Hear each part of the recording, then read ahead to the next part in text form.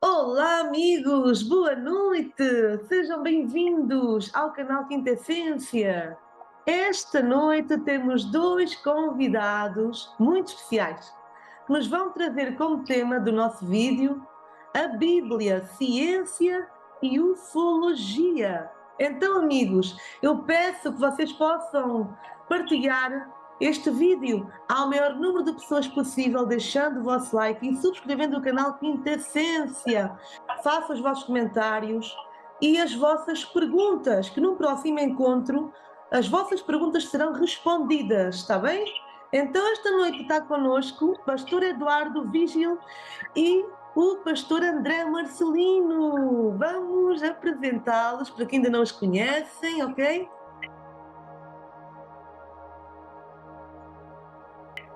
E vamos ao nosso desenrolar de mais uma jornada de conhecimento, pessoal. Bem-vindos, amigos, ao canal Quintessência. Eu peço que cada um se possa apresentar uma breve introdução vossa e transmitirem de onde é que nos falam. Pode começar, André, pode ser por si. Bom, boa noite a todos. Meu nome já foi falado aí, André Marcelino. Eu falo aqui do Rio de Janeiro, do Brasil, né? É um prazer estar aqui novamente. Eu acho que é a nossa segunda ou terceira entrevista já. Mas Terceira, pelo menos. ainda não fiz ainda esse juntinho com ele assim, né? Então vai ser muito bom aí. Eu sou professor de Novo Testamento, sou também professor de línguas hebraico, grego e aramaico. E nós vamos descortinar um pouco mais sobre essa questão da ciência da Bíblia, né? Porque todo mundo diz que a Bíblia está errada, que a Bíblia foi copiada. Vamos descortinar essa ciência, né? Se realmente a Bíblia tinha razão ou não, né? Então, aguardem aí, então, que nós temos muita surpresa boa aí. Maravilha. Pastor Eduardo. Boa noite a todos. Boa noite, Cláudia. Para mim é um prazer retornar novamente a nós fazermos uma live. Aquela primeira foi sobre Ezequiel, que ele descreveu uma nave toda com detalhes, né? Hoje eu terei o prazer de abordar um assunto muito interessante, que é a Bíblia fala de ciência. Já já você vai ter surpresa se você achava que não. Eu vou começar a mostrar coisas que certamente vocês já leram, mas não perceberam, tá bom? Então, aguarde que você será surpreendido, eu garanto. Que bom. Nossa, eu estou desejando ouvir. Ouvir e ver, né? Ah, Cláudia, eu esqueci do detalhe. Eu sou aqui, de Duque de Caxias, do Rio de Janeiro, de nosso Brasil, tá bom? O André vai ficar um pouquinho ouvindo eu falar e depois ele fala. Então, Exato. escutem só. Quando nós abrimos a Bíblia, nós nos damos logo de cara com uma coisa muito interessante, que é a primeira operação já citada antes mesmo do homem se desenvolver. Já está ali citada. E falando de genética, é mole? Eu vou mostrar para vocês. No livro de Gênesis, quando Deus vai criar Eva, a mulher, diz o texto que ele deu um sono profundo a Adão, cortou-lhe o lado, tirou-lhe uma costela, fechou-lhe o lado e depois aparece com a Eva. Você, normalmente, quem lê o texto pensa que Deus é varinha mágica. Não, Deus não é varinha mágica. Deus atua por uma ciência e ele também é ciência. Então, tudo que nós temos na Bíblia citada, ela tem ciência também. Não é só espiritualidade, entendeu? Então, quando você pega o texto, nesse caso que nós estamos abordando aqui, que é a primeira operação, mesmo antes de Adão e Eva ter filho, já o texto sagrado, através da Torá, no livro de Gênesis, Moisés cita, na verdade, uma primeira operação. E o detalhe seguinte, que é genética, né? Você se lembra da ovelha Dolly? A ovelha Dolly foi uma criação humana, só que ela não durou muito tempo, ela envelheceu rapidamente, para quem não conhece a história. Só que se talvez tivesse usado o osso como elemento para criar a Dolly, daria certo. Então, o que ocorre? Houve uma genética, né? Hoje nós temos XX, XY, não é isso? O homem e a mulher. Então, a partir dali é que a mulher vai surgir na história. Como vai acontecer isso? Obviamente não está inserido no texto, mas eu vou dar um detalhe para vocês. Quando você pega a criação do homem, como é que o homem foi criado? Assim? Não. Ciência, minha gente, ciência. Deus criou o homem através de uma ciência. E os elementos que o homem tem exatamente barro e água, que fazem parte do nosso sistema, aqui, planeta Terra. Então, outra coisa interessante é que quando ele vai criar a mulher, o texto mesmo diz que quando Adão ele é criado, Deus cria o jardim do Éden e depois traz o homem para cá. Então, onde ele estava antes do jardim do Éden? Vocês já pararam para pensar? Ele foi criado em laboratório. Acredite ou não, você futuramente isso vai ser confirmado. Deus criou Adão e Eva num laboratório. Não foi assim, tipo um abrir e fechar de olhos, assim como varinha mágica, porque isso Deus não é esta realidade. Eu vou mostrar uma série de coisas dentro da ciência que vocês vão começar a perceber.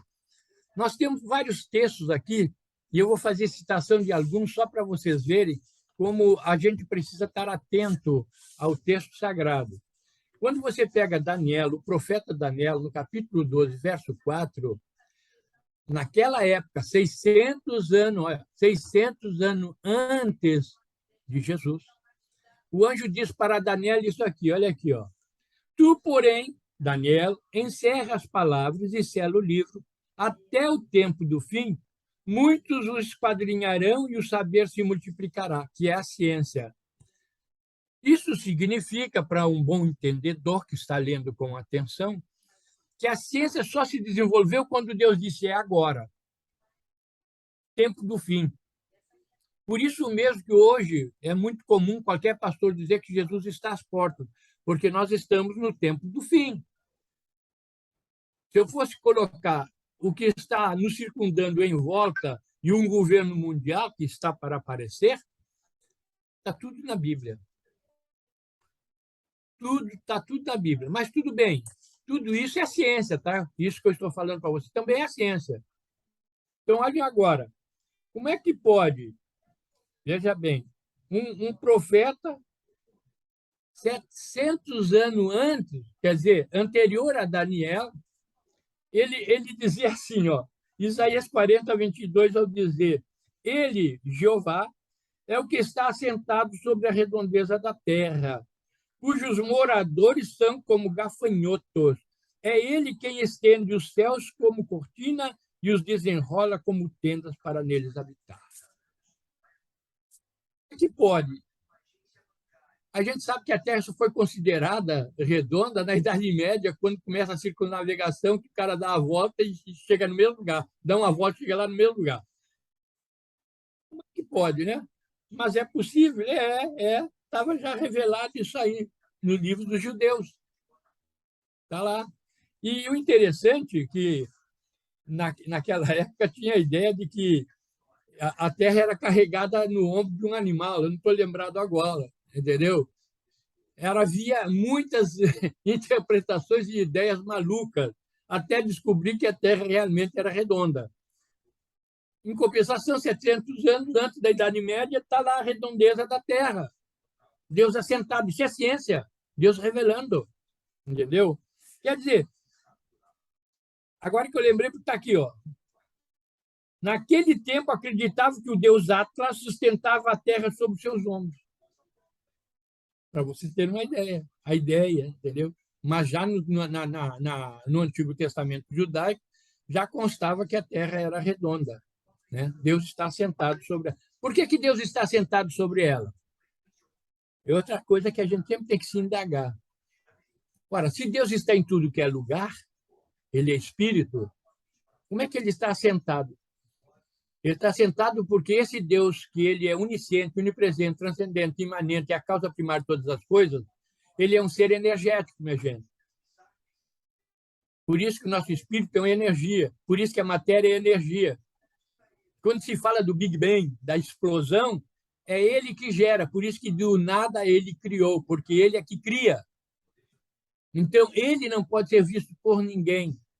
Então, ele tem que aparecer como criador naquilo que ele cria. Então, vai aparecer Jeová. Jeová não é onisciente, onipresente, transcendente, ele não é nada disso. Por isso que, quando você vai ler o texto bíblico, Adão, Adão, tu está. Para aí, Deus não sabe? Que negócio é esse? Ou então tu vai para a destruição de Sodoma e Gomorra, Gênesis 18, 21. Descerei e verei. Se de fato tudo que é chegado a mim é, você não saber-lo-ei. Ué, não sabe? Não sabe, não. Não sabe, não. Por que que não sabe? Para você poder entender. Imagine que, vou usar uma analogia, imagine que o vento esteja em todo o universo. E ele é Deus. Ele não pode ser visto, mas podemos senti-lo, como o vento, e podemos ouvi-lo. Então, olha só, ele nessa natureza, ele não tem corpo, ele não é homem, ele não é mulher. Nenhum ser que ele criou pode vê-lo na dimensão que ele está. Mas agora, para ele se revelar para aquilo que ele vai criar, que é a natureza do universo, porque o universo é habitado, tá? Já estou falando de antemão. Quando ele cria o universo, ele primeiro tem que aparecer como criador. Então, aí que vai aparecer Jeová. Então, quem é Jeová no vento? Pega um saco plástico, enche desse vento e faça a pergunta: qual a diferença desse vento que está em todo o universo para esse que está no saco plástico que é dele? Que o eterno continua sendo eterno, mas esse aqui, ele se reduziu a uma biologia diferente da nossa, mas tipologia igual. Por isso que eu sou imagem e semelhança dele. E dentro dessa natureza era que ele senta no trono, ele reina o universo e nós nos prostraremos para adorar a ele nessa situação de Jeová. Entendeu? Por isso que agora a gente começa a entender por que a Trindade. Eu diria assim, de uma forma bem interessante. Olhem só. Passando de conta, Cláudia, que tu é o dono do planeta Terra, uma suposição. Tá? Aí você é o espírito, que é o todo, para tu poder entender e o pessoal entender. Aí quando ele pensa, vou criar o universo físico, vou criar vida nos sistemas. Então, ele projeta o que ele quer. Então, Jeová é que vai projetar, e ele é o arquiteto. Aí ele precisa de um construtor, então ele vai chamar alguém para construir. Esse chama-se Jesus, o Messias, o Machia.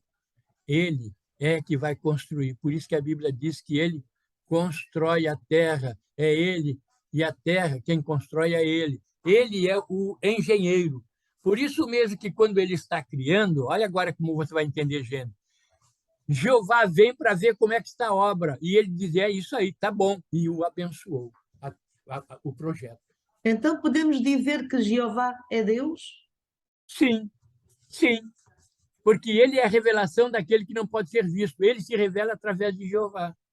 É porque ainda em algumas pessoas há essa dúvida de quem realmente é Jeová, porque fala-se em tantos nomes, não é? Não, não. O único nome é Jeová. Deixa eu explicar só uma coisa. A sua pergunta aqui foi interessante, entendeu? Olha só. Lá em Gênesis diz que a partir de Sete, que é o filho que nasce depois que Caim matou o irmão, é Sete.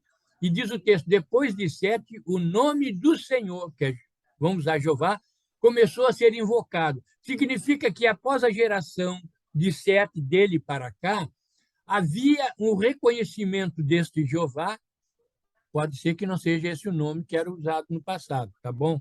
Mas era ele, esse Jeová. Então, o que ocorre?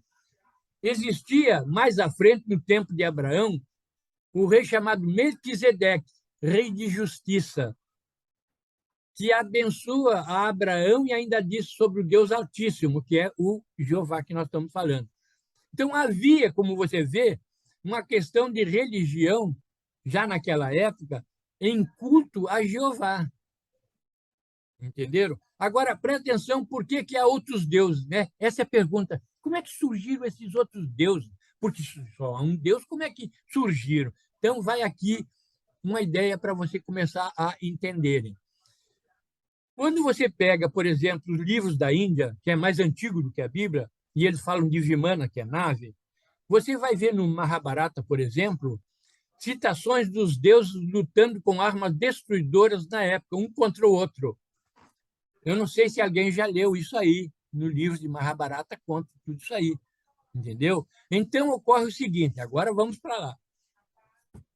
Quando você pega o início da criação, Deus colocou os vigias do céu. Os vigias eram seres extraterrestres, porque anjo quer dizer mensageiro, seres extraterrestres, para vigiar o homem aqui na Terra após a queda. Isso é bíblico. Ele era chamado no judaísmo de vigias do céu. Da onde vai aparecer olha agora, os deuses com suas moradas numa cidade nos céus. Isso tu deve ter ouvido já. Que os deuses tinham uma cidade no céu. Então, veja bem, quando esses deuses, que eram os vigias, está lá no capítulo 6 de Gênesis, eles, olhando as filhas dos homens, as mulheres mais lindas e formosas, eles desceram da sua habitat, onde eles tinham que ficar, e entraram as mulheres, e delas surgiram filhos, que são chamados heróis e valentes da antiguidade, que são semideuses, porque eram seres híbridos. Híbridos. Entendeu? Então, olha agora. Quando eles caíram, olha bem, uma mulher leva 9 meses para engravidar. Não tem como ser menos do que isso. Então, olha agora. Durante 9 meses, esses seres já estavam lá no meio do pessoal que tinha caído diante de Deus e aprendeu muita ciência, inclusive seus filhos com ele, porque até o dilúvio foi 120 anos, imagina. Então, durante todo esse período, para você ter uma ideia, esses seres, eles fizeram muita coisa, como ensinar, como também a fazer coisas que não deveria ter passado para os homens que tinham caído. Entendeu? E isso gerou uma situação tão grande que Deus teve que mandar o dilúvio, porque um só era o pensamento do homem, era mau. Está lá no texto bíblico. E Deus teve que passar com o dilúvio e destruí-los. Entendeu? Então, a ciência antes do dilúvio, ela cresceu muito, e nós temos muitos fatos que a gente diz, mas como é que os caras sabem isso aí naquela época? Você vai saber agora. Então, agora volta assim. Esses seres que caíram, que entraram as mulheres quando chegaram, eles desceram no monte, daqui a pouco eu me lembro do monte. Eles desceram nesse monte e entraram as mulheres, tiveram filhos, entendeu? Mas acontece que eles não ficaram tudo num lugar só. Eles, então, se espalharam na terra. Eles se espalharam na terra. E, ao se espalhar na terra, cada um ficou com um local de domínio. Só que, com o tempo, eles queriam um dominar o domínio do outro. Por isso que vai haver as guerras que você vai ver no livro da Índia, que é mais antigo do que da Bíblia. Porque isso era um fato real, acontecia. E outro detalhe, é histórico. Quem estuda a parte religiosa de uma forma mais profunda, até nos outros livros, você vai encontrar que vários povos da antiguidade tinham deuses governando, até no Egito. Eram estes. Só que eles nunca foram um Deus. O único Deus verdadeiro é aquele que vem sendo adorado desde Sete, no meio deles. Só que Deus tinha um plano, e esse plano veio, até que Cristo veio e disse, opa, chega, os deuses vão cair. Esculachou o Egito com seus deuses, esculachou, botou no chão e pisou e esmagou. Nenhum deus ficou na frente dele, caía fora correndo, porque não eram deuses, eram enganadores. Mas na cultura e na visão daquela época, essa ideia de Deus, imagina alguém que tem um conhecimento como nós temos hoje no meio deles, lá embaixo.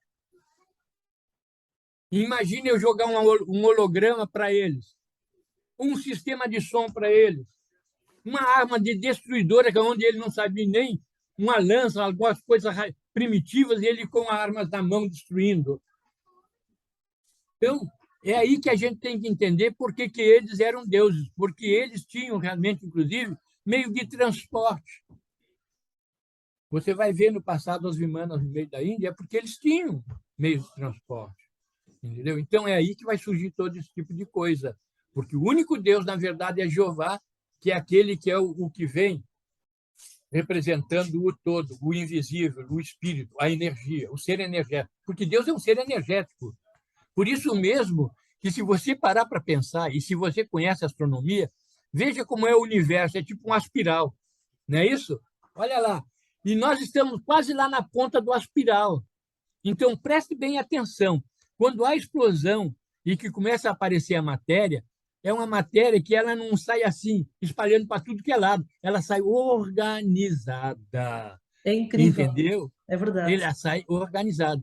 Porque quem está criando e está organizando é esse Deus energético invisível que nós estamos falando. Por isso que Jesus diz à samaritana, porque Deus é espírito e importa que seja adorado em espírito e em verdade. Entendeu? Jeová é aquele que nós podemos olhar e saber que ele é esse invisível, ele é único. Por isso que, quando você diz, mas Jesus é Deus, está lá no Evangelho de João. E o Verbo estava com Deus e o Verbo era Deus.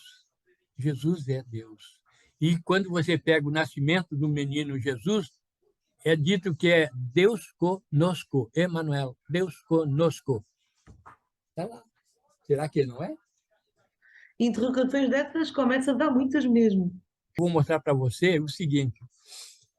Isso é chamado de tricotomia.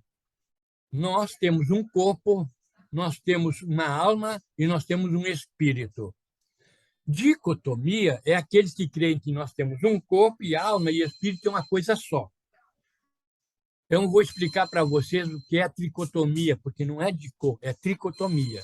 Então, nós temos um corpo que é a matéria, nós temos a alma, que é a vida do corpo. O que te dá a vida neste corpo é a alma. E o espírito é outra coisa. É atributos pessoais comunicáveis de Deus que nós recebemos quando fomos criados. Temos senso de justiça, de criatividade. Isso é de Deus. Totalmente diferente. Então, olha só. No livro de Levítico diz que a vida, a nossa vida está no sangue. A ciência hoje diz que realmente a vida está no sangue. Sabe por quê? Vou ler aqui para vocês. Olha aqui. Vou ler para vocês. Para quem quiser depois olhar no texto, é Levítico 17:11. Diz, a vida da carne está no sangue. Então, observe bem. Hoje está confirmado pela ciência que o sangue verdadeiramente é o grande responsável pelo bem-estar do corpo. Olha só, é o sangue que repara o corpo, que cicatriza as feridas, que faz crescer nova carne, nova pele e mesmo novos nervos. É o sangue que combate as doenças. Quando uma vacina contra a doença lhe é dada, aplica-lhe uma injeção na sua corrente sanguínea. No passado, os médicos tratavam as pessoas com uma prática chamada de sangria, que era tirar sangue, que era o inverso. Pensavam que a doença poderia ser curada através da, olha só, a extração de sangue. Em 1799, menos de 221 anos atrás, George Washington foi literalmente sangrado até a morte. Isso é história, tá? Não foi senão no início dos anos 1900 que um homem chamado Dr. Lister descobriu que o sangue provê o sistema imunológico aos corpos, ou seja, a vida da carne está no sangue. Olha aí. Você não acha estranho isso? Moisés, ao escrever a Torá em cerca de 1490 a.C., faça citações que somente agora têm sido descobertas por mentes de homens brilhantes. Um assunto que separa a Bíblia, esse livro maravilhoso, de qualquer outro livro é a profecia que está sendo profetizada. Nenhum outro livro prevê o futuro como este faz. Suas profecias são absolutamente precisas, muitas vezes elas foram dadas centenas e até mesmo milhares de anos antes dos acontecimentos, e, sem exceção, elas foram cumpridas até em seus menores detalhes. Então, o sangue é que é a nossa alma, é a nossa vida, entendeu? Então, nós temos a matéria, nós temos a alma, que dá vida a este corpo, que é através do sangue que acontece isso, sabe como? quando nós nos alimentamos, isso vai se transformar numa energia química que vai passar pelas veias e artérias e tudo, distribuindo para todo o nosso corpo vida para nossas células. Então, quem mantém esse corpo vivo é o sangue, entendeu? Espírito não é alma. Por isso que muitas vezes diz assim, quantas almas tem ali? Não está dizendo quantos espíritos tem ali, é quantas vidas tem ali, entendeu? A mesma coisa para quem pensa que Jesus ele morreu por nós, que se a alma fosse espírito, então quer dizer que Jesus morreu o espírito dele para me dar vida? Não. O espírito dele não tem nada a ver com esse corpo, no sentido de estar dependente, ser preso a ele, entendeu? O corpo morre, que é a vida que está dando o corpo morre, mas o espírito sai e vai, entendeu? Então, quando Jesus ele morre pelo nosso sacrifício, ele morre dando a sua vida, esta vida que ele está tendo, entendeu? Para morrer pelo nosso pecado, porque o seu espírito não é que morre pelo nosso pecado, mas sim o corpo que tem nessa vida, entendeu? Então, fechamos por aqui o sangue, porque eu quero ver o Marcelino Pão e Vinho. Eu tenho um filho, Marcelino Pão e Vinho. Eu quero ver ele falar. Tem que ir, mas é assim mesmo. Vamos lá, vamos ouvir o que esse baixinho aí tem a nos dizer. Porque ele é mais baixo do que eu, por isso que eu estou chamando que ele é baixinho. É meu amigão. Ai, que maravilha! Eu Olha a gostei cara muito de dele lá. ouvir, realmente faz todo o sentido. Nossa, incrível! Esse texto é maravilhoso, sem dúvida alguma. Totalmente certo.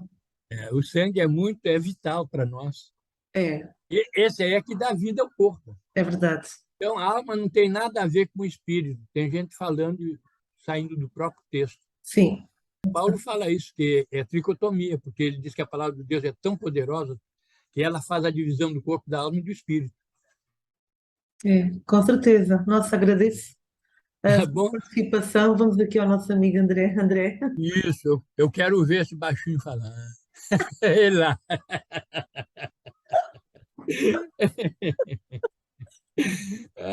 Está sendo uma super live, um super vídeo animado. Que é que eu gosto? Boa disposição. Vou ficar só ouvindo aqui. Tá certo. Como foi falado no começo aí, né? Eu sou professor de línguas e eu sou, acho que, uma autoridade da questão de defender as escrituras sagradas, né? Porque aqui no Rio de Janeiro, mais precisamente aqui no Brasil, nós temos muitos vídeos na internet falando que a Bíblia está errada, que a Bíblia foi mudada, que a Bíblia é mentirosa. Mas o que eu acho um detalhe interessante é que a Bíblia é o livro mais lido no mundo, é o livro mais copiado no mundo, e tem gente que diz ainda que ela é mentirosa. Como pode explicar isso? Então, estão falando coisas sem conhecimento de causa. Então, vamos começar. Quando o texto bíblico era feito, eles tinham o cuidado de transmitir isso precisamente do jeito que está, como foi colocado. Como, por exemplo, você sabia que todas as letras eram contadas? Quando vocês pegavam um manuscrito que você fazia uma outra cópia, existia uma coisa chamada Massorá Finalis, que quer dizer comentário final. Um outro copista pegava o texto, contava letra por letra, para ver se exatamente o que o camarada tinha feito a contagem correta das letras. Se tivesse faltando, eles destruíam aquele manuscrito e faziam novamente. Então tinha esse cuidado de preservação de contagem de letras. Existe uma coisa também chamada Massorapapa ou Massoraquetaná, que são pequenos comentários. Então, quando um copista via um erro no texto, ele não destruía o texto, ele não apagava. Ele fazia um comentário do lado, tecendo cada palavra que foi divergida no texto. Certo? Mas por que a Bíblia, então, ela contém erros? Ela não contém erros. O que nós temos são cópias de cópias de cópias de cópias. Por quê? Porque a partir do momento que o manuscrito foi feito em papel, chamado de papiro, daí vem a palavra papel, depois que ele era muito manuseado, se descobriu que ele se desgastava. Então isso foi muito tardio. Então quando foi muito tardio, o texto já não era mais compreendido, parte do papel se rasgava. Então, houve a necessidade de fazer uma cópia agora desse texto para se preservar isso, correto? Muito bem. Aí, qual é o problema agora que nós temos aí? É o problema da cópia humana. Esse que é o problema da cópia humana, certo? Quando você faz um texto, isso é óbvio em qualquer lugar, que você comete um erro de caligrafia ou erro de gramática. Como, por exemplo, eu e o pastor Eduardo fomos para o estado de São Paulo dar uma palestra. E antes disso, eu levei o meu material para ele dar uma olhada. Ele falou assim: André, aqui você esqueceu de colocar o artigo definido porque você está falando de um sujeito. Então, na gramática portuguesa nossa aqui do Brasil, se eu defino um sujeito como o principal de uma frase, eu tenho que colocar um artigo. Eu falei: Eduardo, é verdade, eu esqueci de colocar o artigo para definir aquele sujeito. Então, eu, como um ser humano, eu cometi um erro gramatical. Mas isso não me desmerece como professor de línguas. Não tem nada a ver. Isso foi apenas uma correção ou desleixo da minha parte. Entendeu? Então, quando você diz que a Bíblia está errada, você está dizendo das cópias, não do original. O original, ele mantém ainda a mesma palavra de Deus. O que acontece é que nós estamos tentando reconstruir o texto em cima de palavras, Como, por exemplo, o pastor Eduardo falou da questão de Deus. Mas Deus é espírito. Como é que ele pode se movimentar? Como é que ele pode se manifestar? Será que isso é verdade? Será que ele pode aparecer ou não pode aparecer? Vamos lá, então. Eu tenho aqui nas minhas mãos aqui uma Bíblia hebraica, tá? Eu vou ler ela no hebraico e vou fazer a tradução do jeito que está aqui, ó. Ela diz assim no livro de Gênesis, capítulo 1, do verso 1. Ela diz assim, ó: Breshit para Elohim, et Hatmai bet Haaretz. No princípio... mas espera aí, mas se Deus é espírito, se ele é eterno, ele não pode ter um princípio. Então você já viu aqui que houve um princípio, certo? Para Elohim. Do nada, os deuses, não é Deus. Elohim é plural de Elohá. Elohá quer dizer ele mesmo. Então ele está falando de, no princípio, eles criaram os céus e a terra. O que é interessante é que a palavra aqui, Hashmaim, está dizendo céus, não céu como um céu, mas céus no plural. E depois ele vem dizendo assim, Verhaaretis, Hayetatohu Veborhu, Verharoshek Alpanei, Torron. E a terra era informe e escura. Todas as Bíblias dizem que a terra era sem forma e vazia. Errado esse texto, porque tudo tem uma forma, seja ela quadrada, seja ela torta, seja redonda, seja triangular, tudo tem uma forma. Então aqui está dizendo que ela era informe e escura.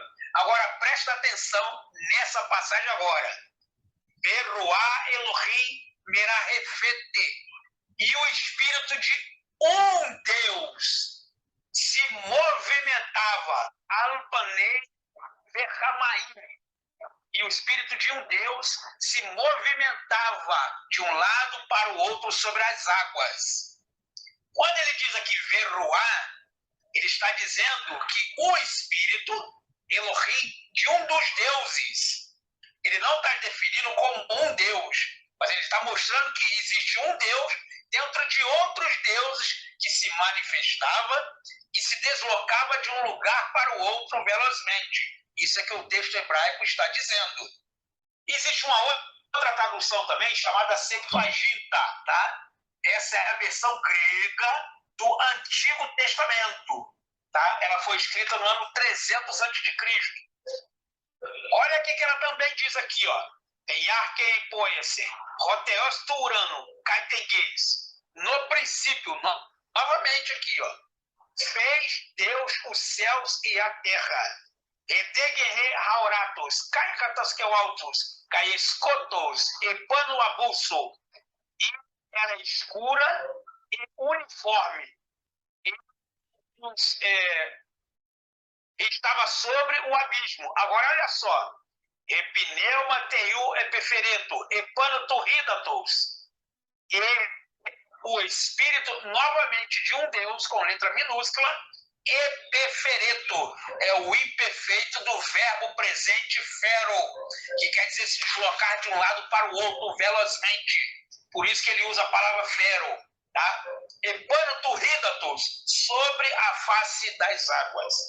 Então, nós vemos aqui que existe um Deus em espírito e existe um Deus dentro do panteão, que é o Elohim, que ele se manifestou através dos outros deuses para mostrar que ele é o representante daquele que não pode ser visto, tá? E é interessante também que o pastor Eduardo diz aí que no livro de Gênesis, a partir de 7, foi invocado o nome do Senhor, tá? No caso, seria o tetagrama. Só que esse tetagrama, as pessoas dizem que é o nome de Deus em judaico, na língua judaica, que na verdade não é. Esse aí é um acrônimo, é um ajuste de uma palavra hebraica que foi colocada no texto. Porque tetra quer dizer 4 em grego, e gramas vem de gramática. Então, tetagrama quer dizer 4 letras. Então, na verdade, já não é judaico, é grego. Tá? E quando ele diz ali que o Espírito de Deus foi invocado a partir de 7, nós achamos agora, no ano passado, a arqueologia achou um fragmento de um pedaço de pedra num altar de sacrifício, exatamente com o nome de Deus escrito em sumério. Quando eu digo sumério, nós estamos falando de 2300 a 2600 a.C.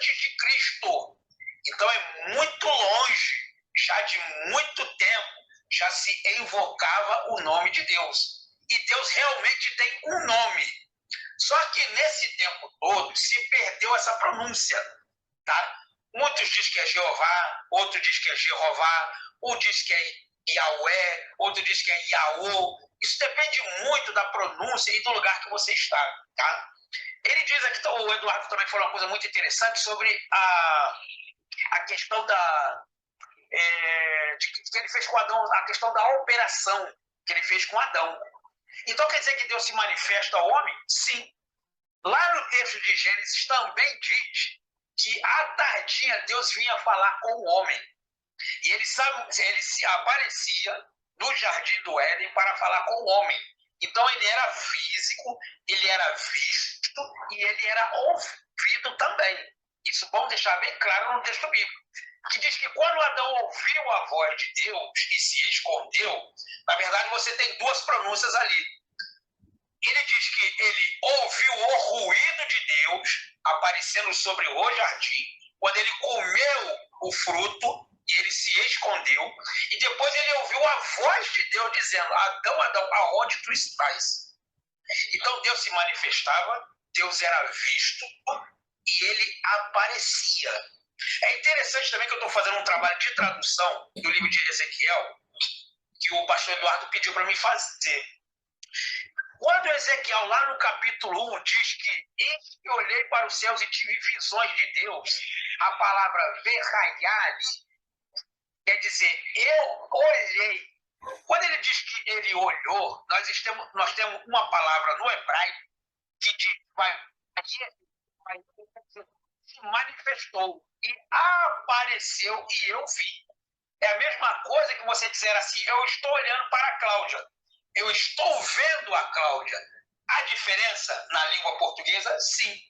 Que quando você diz que você olha, você está vendo a pessoa. Mas quando você diz que você está vendo, você já está prestando atenção. Já é diferente. Então, quando o Ezequiel diz que olhei para os céus e vi, ora, se ele olhou, claro que ele estava vendo. Isso seria o quê? Um pleonasmo? Entrar para dentro, sair para fora, subir para cima, descer para baixo? Não.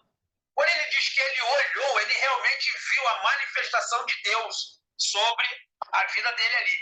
Estava exatamente aparecendo para ele. Então o texto hebraico diz que existe um Deus que ele se manifesta, sim, entre os deuses. E ele faz exatamente isso que o pastor Eduardo diz. Uma ciência muito evoluída, para nós, é claro, né? Para eles é uma coisa normal. Mas que os textos bíblicos provam realmente que isso é verdadeiro. Mas aonde está o problema? O problema está exatamente nas cópias, quando elas foram transmitidas. Existe um texto nas Escrituras que diz assim, é mais fácil um camelo passar pelo buraco do fundo de uma agulha do que o rico entrar no reino de Deus. Na hora, se você pensar o cabelo passar debaixo do fundo da agulha, claro que isso aí seria impossível. Você pegar um animal e tentar enfiar ele dentro do buraco da agulha. Mas Jesus realmente estava falando do animal ou ele estava falando de uma outra palavra? Esse que é o problema que acontece com as cópias. As cópias, muitas das vezes, quando não tinham muitas cópias, elas eram pronunciadas e faladas. Ou seja, um copista pegava um texto, falava e a pessoa ouvia e escrevia. Nesse meio termo, houve um desleixo de um copista que ele ouviu a palavra Camilon em vez de ouvir a palavra Camelon. Quando o copista falou Camilon, Camilon quer dizer nó. Você dá um nó numa corda, um nó numa linha. Só que ele entendeu Camelon. Camelon é o animal, que é o camelo. Então, Camelon em grego é camelo. E Camilon em grego quer dizer nó. Então, olha só como é que eu pronuncio. Camilon e Camelon. Camilon e Camelon. Camilon quer dizer nó. E Camelon quer dizer o animal. Então, Jesus falou, é mais fácil um nó de se desatar e passar pelo buraco do fundo de uma agulha do que o rico entrar no reino de Deus. Está vendo como é que se torna essa diferença? Uma grande diferença mesmo. É verdade. Uma palavra é muito simples. Quer ver uma coisa assim? Se eu disser para você, God is now here, e se eu falar para você, God is now here, você sentiu alguma diferença na pronúncia? Talvez não. Mas ali, se eu desconstruir essa palavra e falar God is now here, e falar para você God is now here, aí você já talvez deve ter percebido alguma diferença. Se eu falo para você God is now here, eu estou dizendo Deus não está em lugar nenhum. Uma frase em inglês. God is now here. Deus não está em lugar nenhum. Deus não existe. Agora, se eu falo para você God is now here, uma pausa, estou dizendo Deus está aqui agora. Olha que diferença. De uma pequena pausa, você desconstrói totalmente o texto. Então, tem que ter esse cuidado de quando falar que a Bíblia está errada, e eu também concordo em número, gênero e grau que ela está errada sim. Errada o quê? Nas cópias. Ela está errada como? Na gramática. Ela está errada como? Na diferença de texto. Ela está errada sim quando o copista não teve a atenção devida de pegar o texto e copiá-lo corretamente. Entendeu? Então a Bíblia contém erros? Sim, contém erros humanos. O texto original, infelizmente, nós não temos mais. Por quê? Porque, como eu disse lá no começo, ele foi feito em papiro, que é o chamado papel, que você conhece hoje como papel. Então, a partir do momento que ele foi se rasgando, se deteriorando, que houve essa necessidade de falar, poxa, se a gente não fizer uma cópia exatamente disso aqui agora, nós vamos se perder no caminho. Então, essas cópias foram feitas à mão. Hoje, você faz cópias numa máquina de xerox, você coloca o texto ali, você copia. O mesmo texto que está na cópia é o mesmo texto que está no original, tranquilo. Mas se você fizer uma cópia de mão, com certeza você vai cometer esses tipos de erros, entendeu? É a mesma coisa você pegar lá no texto bíblico, lá no livro de Gênesis, que diz assim, em 6 dias Deus fez os céus e a terra, e no 7º ele descansou. Aí eu te faço a pergunta, Deus está cansado? Deus precisa descansar? Então, na verdade, foi um erro de quê? De ouvir a palavra Shavá, a palavra Shabat. A palavra Shabat quer dizer descanso. Ela não é cessar. A palavra aramaica, Shavá, quer dizer cessar, parar. Então, o que aconteceu? Quando o texto bíblico diz que em 6 dias Deus fez os céus e a terra, e no 7º ele parou, ele cessou de fazer toda a sua obra. E o pior disso tudo foi traduzido para o grego, que não existia uma palavra Shabat, então uma palavra que era parecida com ela é sábata, que quer dizer descanso. Quando foi traduzido para o nosso português, qual a palavra que se ajusta a sábata? Sábado. Segunda, terça, quarta, quinta, sexta, sábado. Então a pessoa diz que o Shabat é no sábado, depois de sexta-feira, que na verdade não é. A palavra Shabat, ela quer dizer cessar, parar. E 6 dias Deus fez os céus e a terra, no 7º ele parou. 6 dias o homem trabalhará de toda a sua obra, e no 7º ele vai parar, ele não vai fazer mais nada. Quando diz que ele não vai fazer mais nada, é óbvio que ele vai descansar.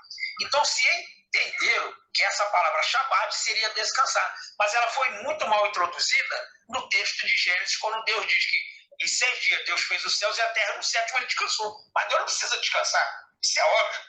Então, em 6 dias Deus fez os céus e a terra, e no 7º ele parou de fazer toda a sua obra. Entendeu? Então tem que ter muito esse cuidado com o texto bíblico, tem que ter muito cuidado com questão de tradução, tem que ter muito cuidado com o que se fala e, principalmente, dizer que a Bíblia está errada. Não, isso eu não concordo. Eu sou o primeiro a defender, tá? Sou especialista na área de tradução, tenho formação de tradução da Escola de Tradutores aqui do Rio de Janeiro, tá? E falo com certeza para vocês ouvintes, a Bíblia é o livro mais correto do mundo. Por isso ele é o livro mais copiado, mais vendido e mais lido do mundo. Não tem como você conseguir dizer que ele está errado. Ainda que você não tenha os originais, você pode ter certeza que a Bíblia, ele é o jornal de ontem, que ele fala do passado, ele é o jornal de hoje, ele fala do presente, e ele é o jornal de amanhã, que ele fala o futuro também. Tá ok? Então era isso aí que eu queria dizer. O pastor Eduardo tem mais coisas para falar para vocês aí, tem bastante figuras que ele vai trazer para vocês, e eu encerro aqui então a minha participação com vocês aí, e quem sabe dando mais alguns toques aí então, de acordo com as nossas conversas aí, tá bom? Fantástico, André. Adorei a sua explanação. Então, o livro da Bíblia, ao fim e ao cabo, contém tudo sobre os acontecimentos do passado, do presente e do futuro. É o jornal mais atualizado. Porque o jornal de papel, ou o jornal de internet, hoje quase nem se usa papel, você precisa primeiro esperar o acontecimento, colher as informações, depois transmiti-la. As escrituras não. Os acontecimentos do passado, do presente e futuro já aconteceram e ela só está esperando exatamente o tempo decorrente para poder anunciar todas essas prenúncias. Entendeu? Por isso que eu gosto muito de usar a Bíblia como o verbo do pretérito perfeito. Pretérito que quer dizer antes e perfeito, porque ela já está agindo. Ou seja, antes de acontecer, ela já está transmitindo exatamente a verdade daquilo que vai acontecer. E pode ter certeza que ela é precisa em todos os detalhes. O erro que nós temos, volto a dizer novamente, são das cópias. Isso são erros humanos. Isso você não tem como corrigir, entendeu? Isso não tem como corrigir. Mas que ela é precisa, que ela é verdadeira, pode ter certeza disso. Que bom, André. Que bom sabermos todos aqui, né? Fantástico. Agradeço, André, pela sua participação. Isso aqui são figuras, por exemplo, só para vocês verem. Isso aqui é a figura do serafim com 3 pares de asa. O querubim é esse aqui, esse outro aqui, ó, que tem 4 rostos aqui com 2 pares de asa. Abaixo tem um touro alado, que significa o querubim. Em cima, ao lado desse aqui, tu vê outro serafim com asas, que são a forma que eles descreviam na época. Entendeu? Aqui o templo de Jerusalém. Aqui está a figura do gafanhoto, na qual João, na Segunda Grande Guerra Mundial, lhe é revelado. E ele, então, ele usa várias figuras e usa o gafanhoto como tema central, porque o gafanhoto voa e destrói, e ele, então, vai usar o gafanhoto, mas vai começar a colocar outras figuras para montar os aviões bombardeiros de caças da época da Segunda Grande Guerra Mundial, que é essa figura que vocês estão vendo aqui. Tá? É ele com um rabo tipo de escorpião, com um rosto, com tipo um capacete do aviador. Na sua frente, aqui no rosto dele, são dentes de leões, porque os aviões tinham metralhadoras na frente do avião, onde o piloto fica, e ele vem destruindo. Tudo isso são figuras que ele vai montar através desse gafanhoto, por exemplo. Tá? Ele vai usar isso aqui. Então, olha só, quando você pegar o livro de Apocalipse, no capítulo 9, nós temos que observar esse tipo de coisa que ele diz ali nos versos. Ó. que os gafanhotos, que eram os aviões, eles eram como cavalos aparelhados para a guerra. Hoje nós estamos sabendo que são o quê? Esquadrilhas, aviões em esquadrilha. E ele usa, dizendo que os aviões estavam, como aqui na Terra, como cavalos aparelhados para a guerra. Então, ele usa essa linguagem aí, que é a analogia entre os carros e cavalos para a guerra em ordem, com os aviões vindo em esquadrilhas. Então, ele está usando essa linguagem. Rostos como de homem com algo parecido com coroas na cabeça, que é o capacete do aviador na cabeça dele. E ele está descrevendo agora, como a cabeça do gafanhoto, ele está dizendo que tem o rosto de um homem com um capacete, porque ele está descrevendo, na verdade, o avião, usando por analogia o gafanhoto. Tinha um cabelo como de mulheres. Ele está se referindo exatamente a um detalhe muito interessante, que na Segunda Grande Guerra Mundial, na Rússia, tinha um regimento de mulheres. Um regimento. Entre elas tinha pilotos, tinha manutenção que era feita por mulher, administração, tudo era mulher. O regimento era só mulher. E muitas dessas mulheres foram heroínas na Segunda Grande Guerra Mundial, porque elas voavam à noite para fazer destruições, porque os aviões dela não eram aviões de porte grande e nem de guerra, era um avião que ele planava, mais simples, não tinha grande velocidade. Então, à noite, elas vinham sobre os inimigos. Quando se aproximava da área, elas desligavam os motores e planavam. E quando chegavam em cima, descarregavam as bombas, agiam novamente os motores e caíam fora. E muitas delas chegaram a ser mortas durante períodos de combate, porque era detectada depois que elas faziam isso à noite, aí começaram a vigiar e muitas morreram em combate durante esse período. É só vocês pesquisarem, eu convido vocês a pesquisarem, porque é pouco falado sobre isso, bruxas da noite. É só colocar no Google, bruxas da noite. Por quê? Porque eram mulheres que atuavam à noite na Segunda Grande Guerra Mundial, destruindo os inimigos alemães. Tá? Dentes como de leões, porque na frente do avião de combate, né, os caças e os bombardeiros, eles têm metralhadoras. Então, ele descreve como leão, como dente de leão que vem destruindo tudo. Eles tinham couraças, o gafanhoto tinha couraças como de ferro, que é a fuselagem do avião, aquela fuselagem central do avião. As asas produziam um som como de carros e cavalos correndo para a peleja. Aquele som daquela corrida de cavalos com carros correndo. Blá, blá, blá, blá. Ele usou essa figura de corrida correndo, que estava na asa, porque eram as turbohélices nas asas do avião. Na época, não era turbina, era aquelas asas girando, turbohélices, entendeu? Então, ele está descrevendo o avião da Segunda Grande Guerra Mundial, porque os aviões atuais mudaram completamente, isso aqui que nós estamos lendo. Tinham caudas como escorpião. Por quê? Porque o avião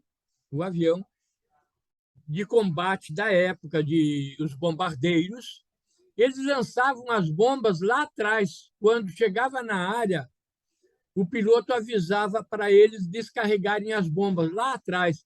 Então, ele compara que o poder de danificar a Terra era como de escorpião, lá atrás, o veneno, que era onde as bombas da rabada do avião eram lançadas sobre os pontos que já estavam previstos para serem destruídos. Tudo isso é uma linguagem que ele está usando.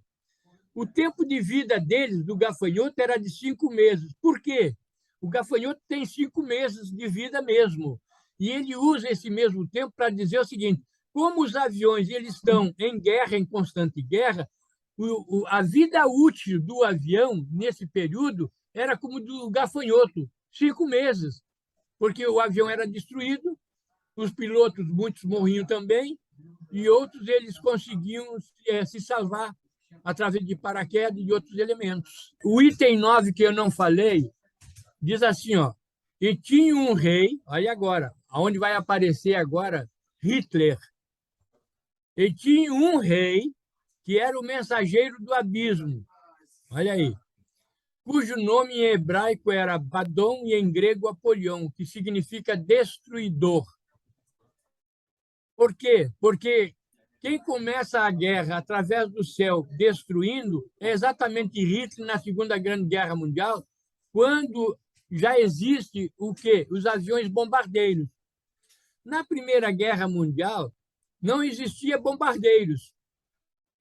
Os aviões estavam ainda em protótipos e não tinham capacidades como na Segunda Grande Guerra Mundial, aonde vai ter o bombardeiro que vai poder levar vários explosivos de bombas no avião bombardeiro para ser lançado. Os caças, quando iam guardando os bombardeiros até chegar ao local para ser destruído, aquele local que já estava pré-determinado para as missões. Então, os caças iam ao lado, porque os inimigos levantavam os aviões para destruir o bombardeiro.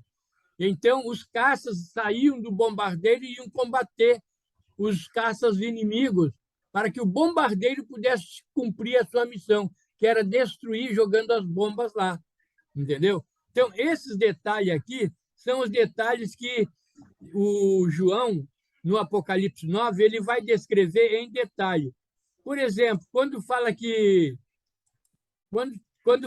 eles vêm em esquadrilhas, os aviões vinham em esquadrilhas mesmo, entendeu? Como ele fala, que era como os carros e cavalos para a guerra, entendeu? É a linguagem que ele está usando. Tem vários aviões aí, inclusive muitos aviões, eles tinham esse detalhe de dentes de tubarão. Eles montavam essa figura, entendeu? Nos aviões na Segunda Grande Guerra Mundial. Ó, tudo isso era caça da época, entendeu? Era os aviões com hélices. Para que vocês possam entender, eu primeiro vou falar o 1, o 2, né? Que é o início do que ele vai descrever. Primeiro ele descreve isso, depois ele descreve os aviões. Sim. Entendeu? Então, quando ele depois de tudo aquilo que eu falei para vocês, dos cabelos de mulheres, de coisa e tal, que eles vêm como esquadrilha, entendeu? Que significa? Aí nós já descobrimos que ele estava falando do avião. Então, agora, se eu pegar de cima para baixo o início, você vai entender por que ele diz isso que está aqui. Entendeu? Então, no verso 1, ele diz assim, ó, e o quinto mensageiro, que é o anjo, tocou a trombeta e viu uma estrela caída do céu na terra, e foi-lhe dada a chave do poço do abismo, que é exatamente o poder de destruir lá do céu, criar o abismo, lá de cima para baixo é um abismo. E a visão toda que está sendo dada, inclusive, para João, é no céu. Vamos usar a linguagem, é no céu. Ele foi levado para o céu. Então, ele vem usando essa linguagem. Então, ele diz assim, ó, uma observação, estrela tanto pode ser homem como anjo. Por exemplo, em Apocalipse 12, diz assim, ó, de Jacó, não, aqui já é Números 24, 17, de Jacó nascerá uma estrela e de Israel se levantará um cetro, um reino, que é Jesus, que quando vem, ele cria o reino, que ele diz que dará o reino, né? O reino, o menino rei, que tem o reino. Então, aqui já falava de Jesus. Em Apocalipse 12, fala sobre uma mulher vestida do sol, com a lua debaixo dos pés e 12 estrelas na cabeça. Ele está se referindo à nação de Israel. A mulher é Maria, o sol representa o Jacó. E a lua, como a mulher sempre esteve por baixo da mulher, no contexto antigo, ela é apresentada como que recebendo o sol de Jacó sobre ela, que é a lua, abaixo. E as 12 estrelas são as 12 tribos de Israel. E a mulher que está vestida com isso aí é Maria. Então, estrelas, 12 estrelas, ele tem o significado também de pessoa e não é de anjo, entendeu? Por isso que temos que observar esse detalhe. Então, diz assim, ela abriu o poço do abismo e subiu fumaça do poço como fumaça de grande fornalha. Isso é no verso 2. E com a fumaceira sair do poço, escureceu-se o sol e o ar. Então, preste atenção. Quando ele diz que do poço se abriu a fumaça do poço, como uma fumaceira de grande fornalha, é porque quando as bombas eram lançadas, elas explodiam, criavam um buraco, que ele usa um poço, No grego, lá também é considerado, no lugar de poço, como uma fenda que se abre pela explosão, que é um buraco, e então, com aquela explosão, sobe fumaça e é poeira. E então o local fica escurecido pelo pó e isso aí. Por isso que ele vem dizendo isso aí. Aí ele diz que com a fumaceira saída do poço que explodiu lá e que escureceu o solo e o ar, ele diz que vem e aparecem os gafanhotos, que são os caças. Por quê? Porque a missão dos bombardeiros, que era explodir e lançar a sua arma, já aconteceu. Então, eles desciam para destruir o que faltava, os aviões caça. Então, depois que a fumaça sobe, os caças descem. E então, quando eles descem e começam a aparecer sobre aquela fumaceira e aquilo, ele descreve exatamente os caças que descendo para destruir também. Então, vamos lá, olha lá. A palavra abismo, preá, significa literalmente fenda do abismo ou poço do abismo. A palavra abismo pode ter sentido natural ou espiritual. No caso aqui é natural, que é a bomba que faz isso. Aqui tem, por exemplo, a natural. A terra, porém, estava sem forma e vazia, e havia trevas sobre a face do abismo. Quer dizer, era real, não era espiritual isso aqui. Espiritual, por exemplo, projetos de iniquidade, inquirem tudo que se pode excogitar. É um abismo o pensamento e o coração de cada um. Isso aqui é espiritual. Então, a gente tem que discernir se é natural ou é espiritual. No caso ali, ele é físico, é uma explosão, não é espiritual. Grande fornalha, e olhou para Sodoma e Gomorra e para toda a terra da campina e viu-se que da terra subia fumaça como uma fumaceira de uma fornalha. Em Sodoma e Gomorra, quando é destruída, é exatamente o que está acontecendo, como uma bomba jogada pelo bombardeiro, aquela explosão e a fumaceira, isso ele está descrevendo Abraão quando ele levanta de manhã e olha para a campina de Sodoma e Gomorra, e ele via exatamente isso acontecendo. Então, o sentido era da explosão causando isso lá na cidade. E como João está vendo algo além da sua realidade, ele está descrevendo exatamente o que ele viu, que é uma explosão, como de Sodoma e Gomorra, e tudo que está subindo para cima, e ele está descrevendo, porque a cidade ficou sob nuvens de poeira, e escureceu o sol, a luz em si. Por isso que ele diz essa linguagem.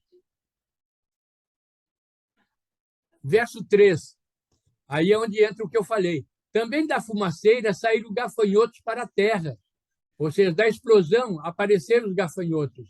E foi-lhe dado o poder como os que têm os escorpião da terra, que é lá no rabo do avião, onde jogava as bombas, e que ele está dizendo como do escorpião lá atrás. O verso 4, e foi-lhe dito que não causasse dano à erva da terra, nem a qualquer coisa verde, nem a árvore alguma, e tão somente aos homens que não têm o selo de Deus sobre a fronte. Então, ele mostra aqui, com um detalhe, que ele não podia, não era o problema do avião pegar o verde. O gafanhoto, o inseto é que faz isso, mas o avião não. Então, ele vem e diz, ó, e foi-lhe dito, no verso 4, que não causasse dano à erva da terra, nem a qualquer coisa verde, nem a árvore alguma, e tão somente aos homens que não têm o selo de Deus sobre a fronte. Selo de Deus para a realidade que ele está descrevendo já estava previsto pelo texto sagrado que quando Hitler aparecesse para fazer uma destruição e colocar, digamos assim, aquela visão dele de uma pele branca, de uma raça pura ariana, isso não vingaria, isso Deus não permitiria. Então, ele já descreve a guerra de Hitler e descreve que eles não tinham sobre Deus, não tinha sobre ele o selo de Deus para vencer ou fazer qualquer coisa dessa natureza. Eles não tinham. Então, o selo de Deus aqui é de livramento e não de salvação. Eis um exemplo. Ele disse, passar pelo meio da cidade, pelo meio de Jerusalém, e marca como sinal a testa dos homens que suspiram e gemem por causa de todas as abominações que se cometem no meio dela. Esse sinal aqui, ele não é visível para nós, mas é visível da parte de Deus para os seus anjos, para os seus mensageiros, para que não sejam destruídos aquele que tiver o sinal, que é dele. Então, isso está lá em Ezequiel, capítulo 9:4, quando Deus determina que alguns anjos saiam na cidade de Jerusalém, depois do cativeiro, e que marcasse aqueles que não poderiam ser destruídos. Isso está lá em Ezequiel, capítulo 9, que, se alguém for ler lá, vai ver isso, está lá escrito lá. Olha agora aqui no 5. E foi também dado não que os matassem, e sim que os atormentasse durante 5 meses. Quer dizer, durante o período de 5 meses, que é o de vida útil dos aviões, a guerra, na verdade, é de 39 a 44, a Segunda Guerra Mundial. Mas, no entanto, ele não está falando da guerra, do acabamento da guerra, mas dos aviões durante o seu período de vida nessa guerra. Por isso que ele disse, foi-lhe dado também que não os matassem, que a finalidade dos aviões não era matar a população, mas era destruir determinados pontos. Então, ele vem e diz assim, e sim que os atormentassem durante 5 meses. O povo em si é que ficava atormentado, porque os aviões na Segunda Grande Guerra Mundial é que entram na guerra. E se você ler a história sobre isso aí, o pessoal ficava apavorado quando os aviões passavam voando por cima das cidades com medo de serem destruídos. Era um Deus nos acuda. Olhe para você ver na história, para vocês verem isso aí. Então, ele está dizendo que era um tormento para eles. Os gafanhotos, por exemplo, nascem na primavera e morrem no verão. São 5 meses de vida. E outra coisa para vocês poderem entender, os gafanhotos não têm rei. Contudo, macho todos enfileirados. Os gafanhotos não têm rei, mas esse gafanhoto do avião tem rei, que lá no início ele diz que tem rei sobre si, que é Hitler, que dá início da guerra com os aviões destruindo aqui embaixo. Por isso que ele é o destruidor, o Abaddon, que ele fala lá. Outro fato interessante, o verso 6, olhem só. Naqueles dias da Segunda Grande Guerra Mundial, os homens buscarão a morte e não a acharão. Também terão ardentes desejos de morrer, mas a morte fugirá deles. Sabem por que isso aí? Porque quando os aviões saíam para missões, eles não saíam para missões para matar a população, mas sim para destruir, por exemplo, havia determinadas indústrias químicas de arma, construções de tanques de guerra em outros lugares, entendeu? Aviões construindo também. Então, qual era a missão? Eles sabiam, por exemplo, os aliados, onde é que na Alemanha tinha todos esses aparatos para poder destruir e enfraquecer o poder de guerra dos alemães. Então, quando eles iam para destruir esses locais já pré-determinados. E outro principal, que era o aeroporto, para os aviões não subir, que era a primeira coisa, porque senão eles subiriam para combater. O primeiro alvo que tinha era o aeroporto. E depois eles saíam eliminando os restos, os alvos, entendeu? Então, o que acontecia? Por que a morte fugia deles da população? Porque as bombas não eram direcionadas à população. Então, mesmo que ele quisesse morrer, a morte não era direcionada para ele. Por isso que a morte fugia dele. Porque a morte, que era a destruição, nunca era para ele. Por isso que ele está dizendo isso aí, entendeu? Que naqueles dias os homens buscarão a morte e não a acharão. De tanto tremendo, vivendo aquela angústia, aquela situação, muitos queriam morrer do que ficar vivendo aquela realidade. Então diz que a morte, e não a acharão, também terão ardente desejo de morrer, mas a morte fugirá dele, porque as bombas não eram direcionadas à população. A missão dos aviões de caça e bombardeiros durante a guerra é destruir os meios de defesa, aeroportos, navios, fábricas de construções, então, os aviões, bombas, tanques de guerra, armamento, instalações de armas químicas. O avião não tem como objetivo matar as pessoas, mas sim enfraquecer a força do inimigo para derrotá-lo. E para isso é necessário destruir as suas forças de combate. Então, a função do avião era exatamente essa, não era matar a população. Por isso que a morte fugia deles, nunca os alcançaria, entendeu? Então, a figura que ele descreve como o avião, que eu faço questão de mostrar agora, está aqui, ó. Eu até escrevi um livro sobre isso aqui, Os Gafanhotos e a Armadura Infernal.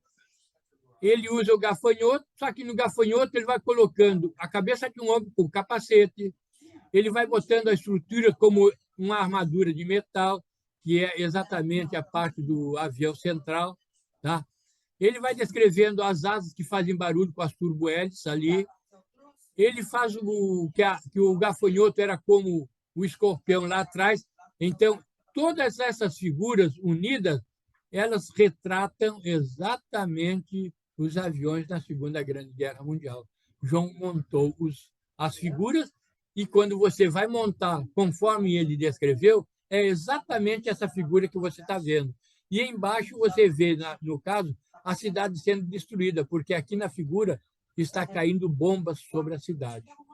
Entendeu? Então, a figura, em termos de ciências, para você ter uma ideia, Deus não só falou para Daniel 600 anos antes de Cristo, de que a ciência iria realmente evoluir, como também descreveu holograma na Bíblia, armas, sistemas de som. Eu vou fazer a citação de um texto para que vocês possam realmente ver como é que o som entra descrito no texto sagrado, de maneira que vocês possam entender. Observe bem, em Apocalipse 9:13, olha o que diz. E tocou o sexto anjo, mensageiro, a sua trombeta, e ouvi uma voz, olhem agora, e ouvi uma voz que provinha dos 4 chifres do altar de ouro, colocados diante de Deus. Isso no Apocalipse. Por quê? Porque quando João ele é arrebatado, ele vai no corpo físico e aquilo que é chamado de serafim no Apocalipse 4 é uma nave-mãe. E João é colocado dentro da nave corporalmente.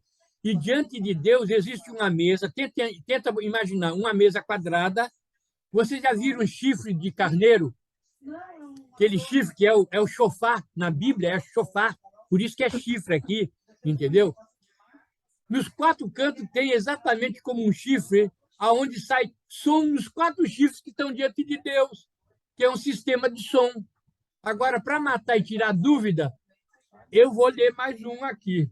E vocês vão começar a ver como é que isso é uma realidade. É o 10:4, Apocalipse 10:4. O Apocalipse 10:4 ele é interessante porque ele diz assim: e os 7 trovões falaram. Eu ia escrever o que eles falaram e me foi dito, não escrevas. Em Apocalipse 10:4, aí você vai ver que o trovão não fala, mas ele diz que os 7 trovões falaram e ele ia escrever o que eles falaram e foi dito, não escrevas. Tem 2 coisas que você tem que prestar atenção no texto. A primeiro, trovão não fala. Então, o que ele está dizendo? Ele está ouvindo dentro da nave uma voz muito alta e ele usa, para dar o entendimento que ela era alta, o trovão. O trovão, a voz alta, como o trovão está falando.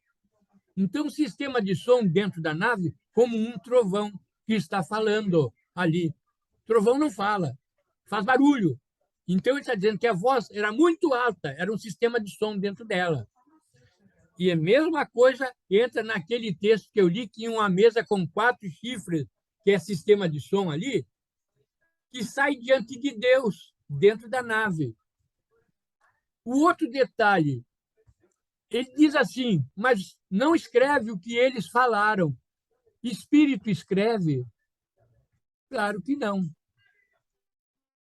Ele estava no corpo, literalmente, depois até mesmo o pastor André pode pegar lá no texto e vai deixar mais claro ainda, de que quando você pega o texto de Apocalipse 4, você vai descobrir que houve algumas traduções que não vingam, não é corretas, entendeu? Não é corretas. E aí a gente vai descobrir que todo o texto começa a fazer sentido.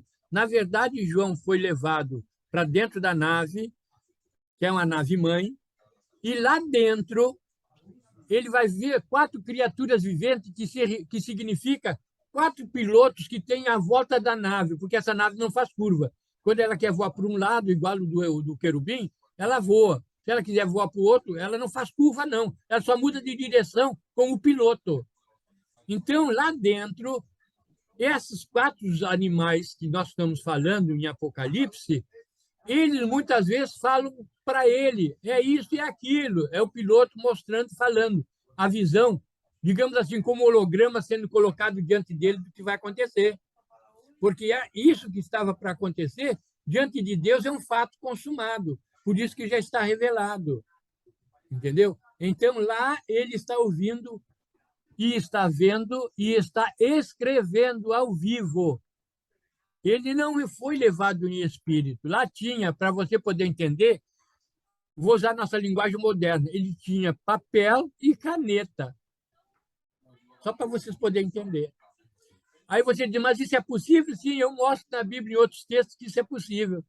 Tanto no livro de João, no Apocalipse 11, João recebeu um rolo e é dito para ele, come. Aí ele diz assim, ele comeu. Na sua boca era como um mel, mas quando era para falar, era como um fel, terrível falar aquilo que foi lido, que ele leu naquele rolo. Porque comer significa leia. E ele leu, ele comeu, ele leu. E quando ele foi falar para os seus amigos judeus, aquilo era terrível para eles. Não era bom para ele, para João. E em Ezequiel, a mesma coisa, nós encontramos isso, onde Deus dá para ele um rolo também escrito. Então, aí você vai começar a entender. Lá no Êxodo, quando Deus dá a lei, você está pensando que não foi escrito? Que Deus era varinha mágica? Não, foi escrito. Foi escrito. E depois foi jogado sobre o povo, lá no deserto, que Moisés jogou quando o povo estava com o bezerro. Aí falou para Moisés, disse assim, Moisés, Deus fala para Moisés depois, agora arranja uma pedra, lavra, dá um polimento na bichinha, sobe aqui que eu vou te dar os 10 mandamentos de novo. Não está lá? Foi isso que aconteceu. Aí ele escreveu de novo os 10 mandamentos, repetiu. Então, isso é um fato, não é nada espiritual, é físico. Por isso mesmo, como o próprio pastor André falou, entendeu? No Jardim do Éden, eles estavam acostumados quando a nave vinha e ela vinha fazendo barulho. Por isso mesmo, em Êxodo, quando Deus desce no monte, ele tremia, fumegava, sons estridentes. Vai no aeroporto que tu vê isso, meu filho. Então, quando ele vinha falar com Adão, vinha fazendo barulho, e Adão já sabia que era Deus e ia no encontro dele. Mas quando ele pecou, que ele comeu do fruto, que seus olhos abriram e que se cumpriu o que Deus tinha falado que ele morreria, e ele tinha quebrado a lei, porque aquilo ali era a lei, tinha que cumprir aquilo.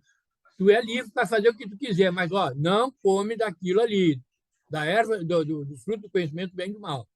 Mas eles comeram e eles pecaram. O pecado é não fazer o que Deus determinou. Deus criou o pecado? Sim, porque se ele disser que tem que fazer isso e tu não faz, você exatamente quebrou a lei. Isso é pecado. Pecado é a quebra da lei, entendeu? Então você vai encontrar, quando ele cai e ele vê o barulho da nave que vem, que é chamado de querubim, por isso que no Salmo 18:10, vou aproveitar, diz lá, que Deus assenta-se sobre os querubins e voa sobre as asas do vento. Ué, Deus é espírito? Não, não, não. Ele é como eu, porque eu sou a imagem e semelhança dele. Ele existe, ele senta e reina no universo todo e ele reina sobre tudo. Jeová. Entendeu? Então, aí é que a gente começa a entender os textos sagrados. Numa interpretação contemporânea agora, nós podemos entender o que eles estavam falando na época, porque hoje nós estamos dentro de uma ciência em que o próprio Deus revela que nos últimos dias a ciência ela ia ser apresentada para nós. E quem está fazendo isso é Deus no tempo que ele determinou.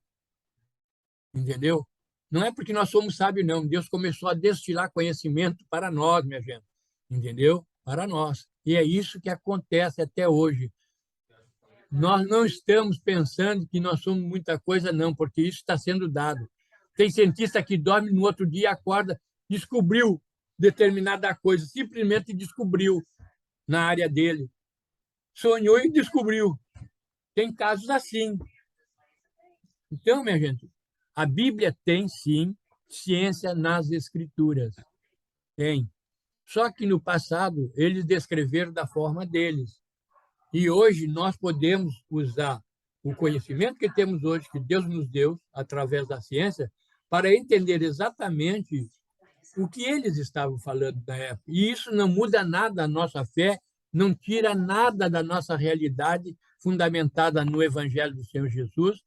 Ele veio exatamente para nos salvar, porque o sacrifício dele não alcançou só a terra. E eu vou fazer questão de dar esse texto para vocês, para que você vá lá, quem é evangélico, quem é pastor, vá lá no texto, conferir que o sacrifício do Senhor Jesus, ela não veio só para a terra, ela veio também para lá nos céus.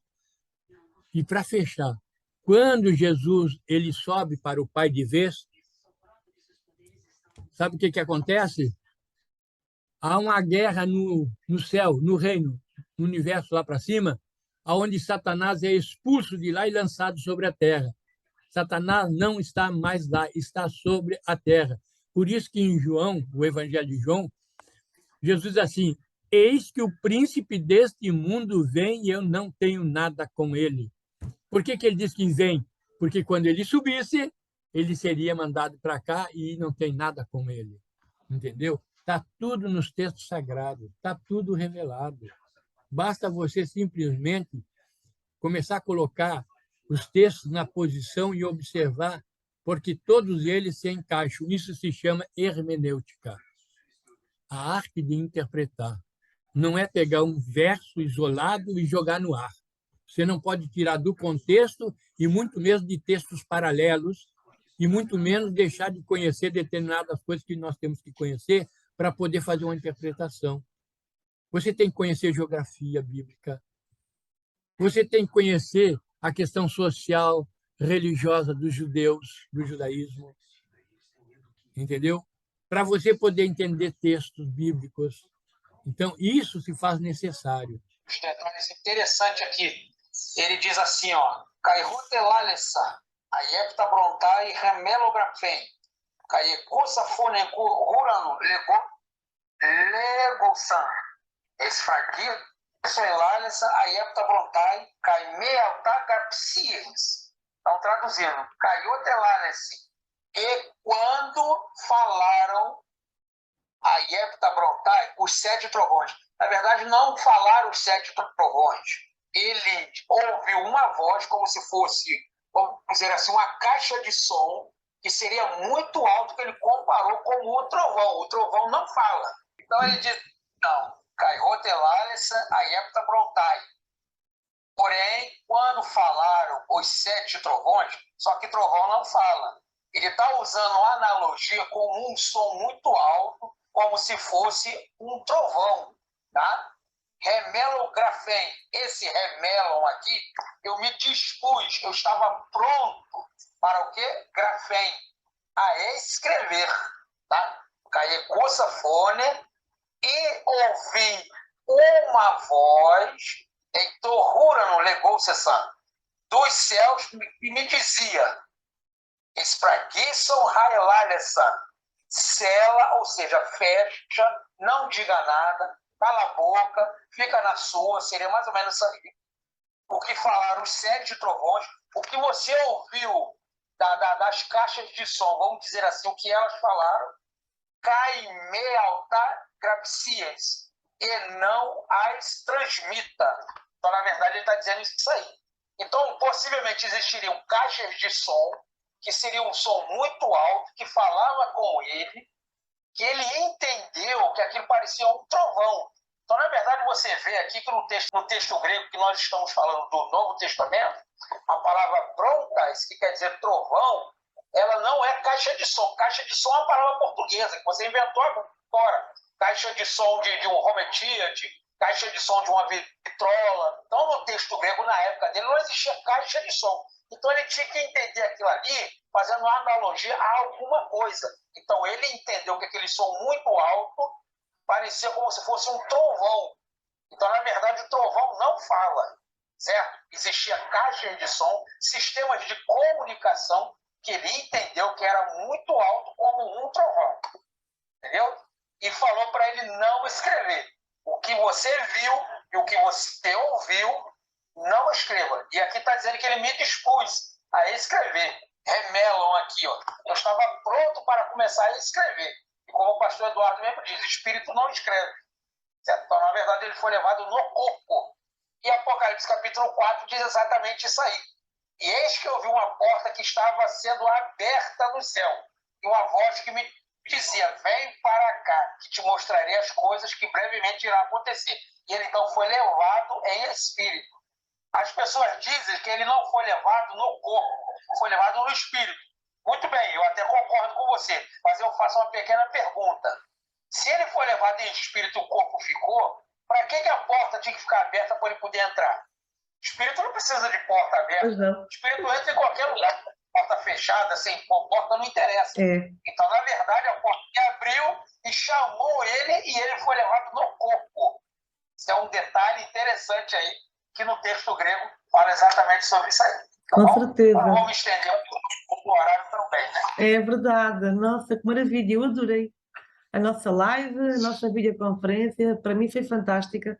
Há muito mais assunto para transmitir, realmente há, mas vamos trazer para a próxima. Agradeço mesmo, como eu digo sempre, André e Eduardo, pastor André e Eduardo, de coração para vocês dois, por toda a informação que foi aqui passada.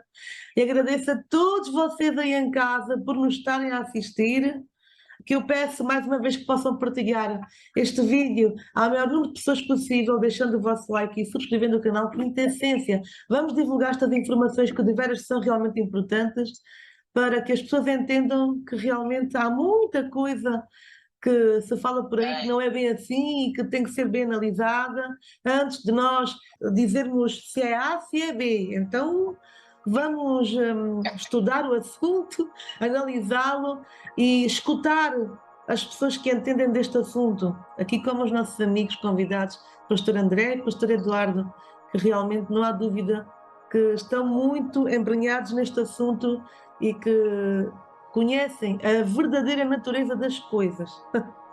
Tá bom, pessoal? Um beijinho a todos, uma ótima noite e até uma próxima jornada de conhecimento, amigos. Gratidão.